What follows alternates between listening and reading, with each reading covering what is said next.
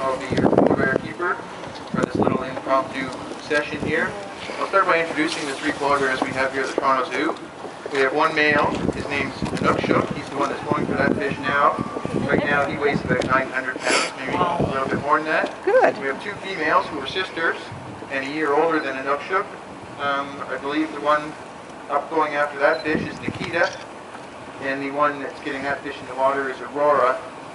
All our bears were originally orphaned in the wild, whether deliberately or accidentally. Something happened to their mothers, in which case they did not survive, and these guys were way too young at that point to be able to survive on their own, so they became the property of the Ministry of Natural Resources, who in turn gave them to us here at the Toronto Zoo, hopefully to become part of a captive breeding program sometime in the future.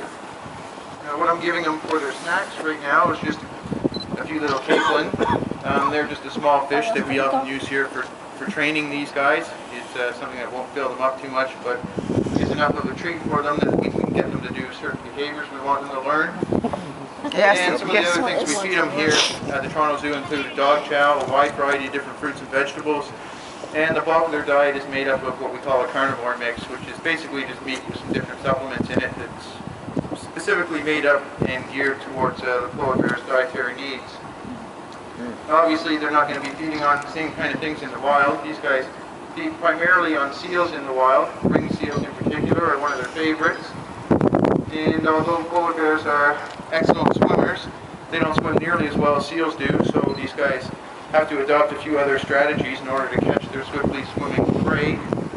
Most of their strategies involve ambush. They'll sometimes wait by seals' air holes and hope to ambush them when they come up for a breath of air. Seals will maintain an air hole in the sea ice, which they will occasionally come up for a breath or anyhow, so what's the difference? on the ice for a snooze. And bears will use these as ambush sites to either catch them when they come up for a breath or try to catch them when they're sleeping on the ice. A lot of times they'll sneak up on the sleeping seals, staying low on their belly, relying on their white coats, and even using their paws to cover their dark nose and eyes to get close enough to the seals that they can make a quick charge and get them before they're able to wake up and disappear in their hole. Polar bears also use their keen sense of smell and hearing to locate seal mothers and pups that have made excavations under the snow. Seals will give birth in these little caves because when the pups first come out, they're not able to swim.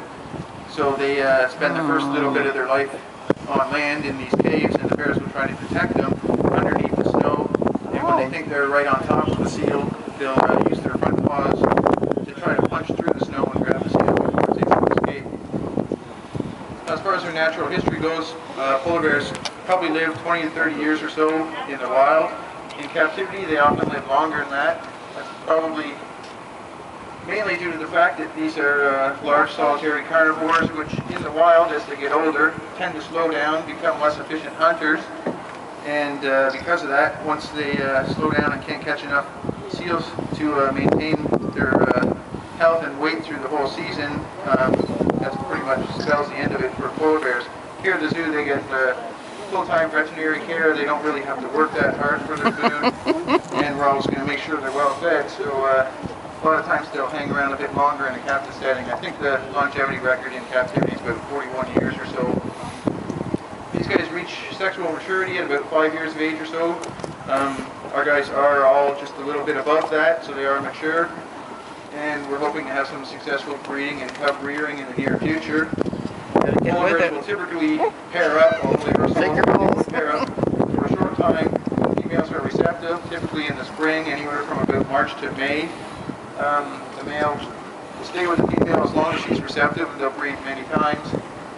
And once the female is done, the male goes off on his own and doesn't really have anything to do with her or the rearing of the cubs after that.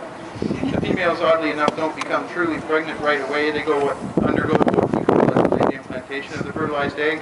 It develops a little bit, doesn't actually implant in the uterine wall until the fall, maybe about September or so. And at that point, the true gestation period starts. It's about maybe a little over 2 months.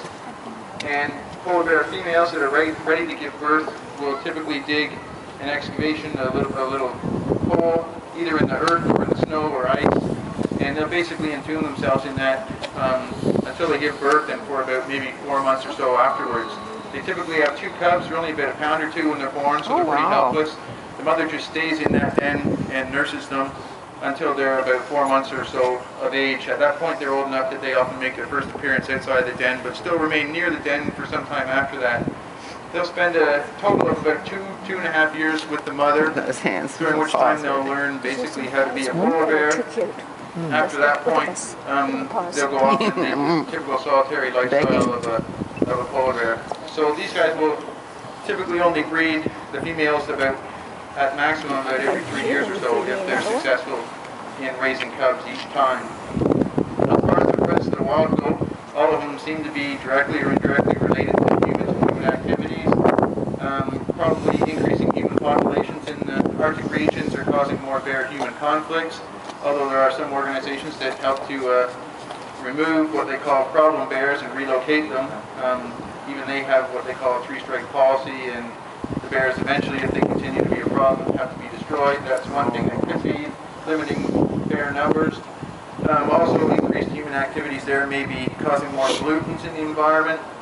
Polar bears, being at the top of the food chain, tend to accumulate these toxins in their system, and that could also be affecting mortality as well as birth rate and birth success. Where they go at night. But probably the main threat the scientists are thinking now is that is causing the polar bears stress in their population levels is global warming. These guys seem to be, they're totally adapted to living on the sea ice for most of the year and catching their seals. And they rely on the seals that they catch over the winter and the blubber that they put on to carry them through the summer months when the sea ice is gone and they don't have any seals to hunt. They basically have very little to eat at that time. They're opportunistic. They'll take advantage of whatever they can find, but they really rely on the winter seal hunt to carry them through the year and keep them alive. So if these guys are having a shorter hunting season because of global warming and the lack of sea ice, then that's definitely going to affect polar bears. And the concern now for scientists is that they think that the global warming process is happening so quickly that these guys won't have enough time to adapt to learn how to change their habits to adapt and survive the global warming crisis here. So I guess the message to take home for all of us is anything that we can do in our daily lives to decrease or eliminate our production of greenhouse gases will at least hopefully go some way towards slowing the process and at least giving these guys a chance to adapt to the changing conditions in the Arctic.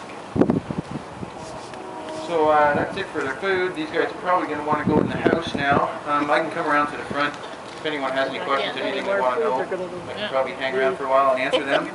If not, I'd like to thank you for coming, and I hope you enjoy the rest of your evening here at the Toronto Zoo. Thank you. Thank you. Thank you very much.